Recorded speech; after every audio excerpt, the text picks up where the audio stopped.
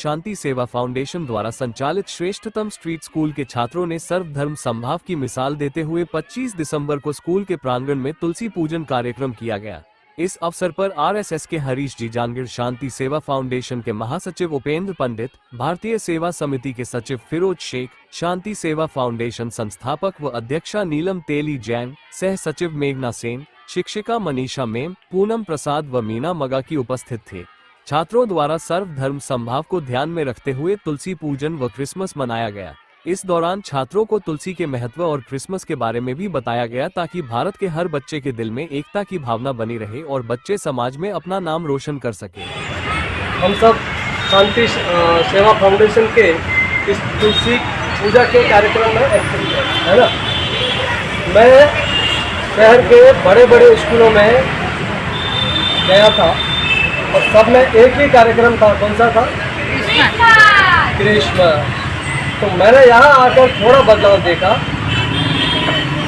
क्या बदलाव था? तुलसी पूजा। तुलसी पूजा कब होती है?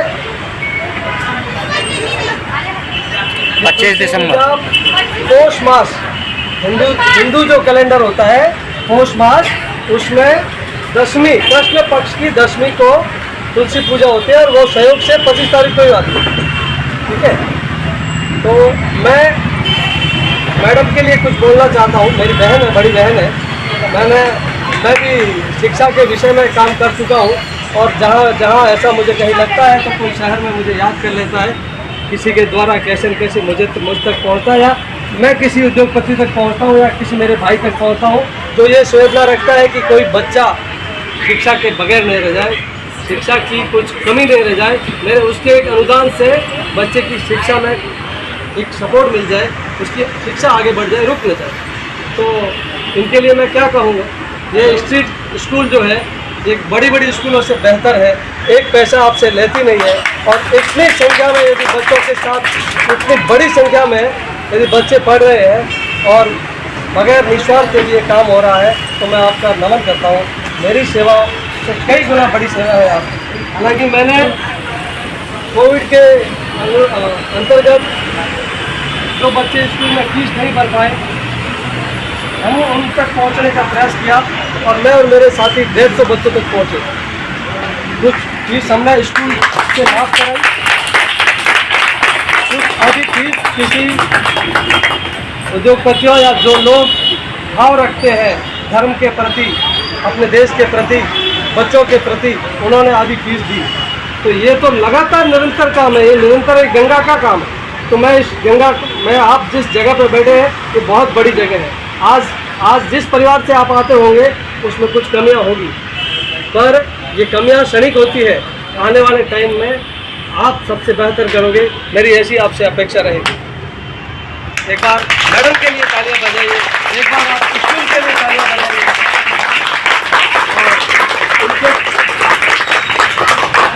ये एक आदमी नहीं कर सकता, इनके साथ साथ में मेरी और 2 बहनें लगी हैं तो आपको रोज़ पढ़ाने आती है, इनको भी कुछ मिलता नहीं है, ये निस्वार्थ है।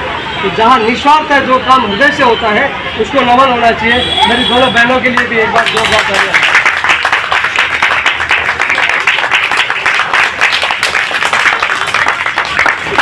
अगली बार जब 25 तारीख आएगी, आज का दिन, तो मैं चाहूँगा, मैं एक निवेदन करूँगा कि आप भगवान कृष्ण के रूप में बन के आइए।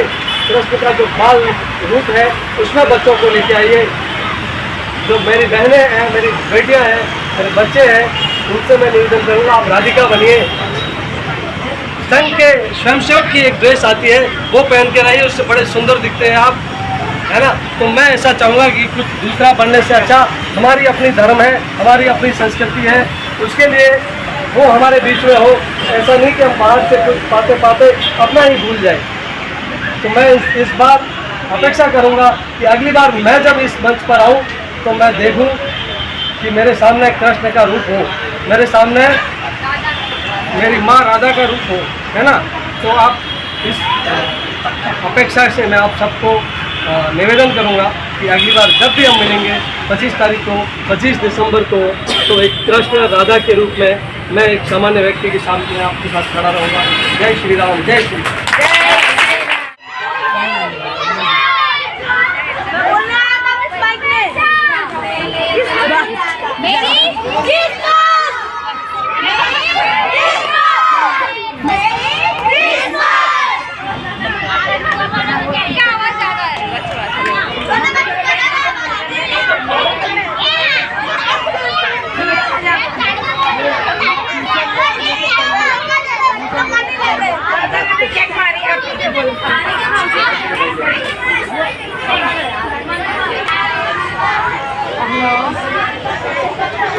आज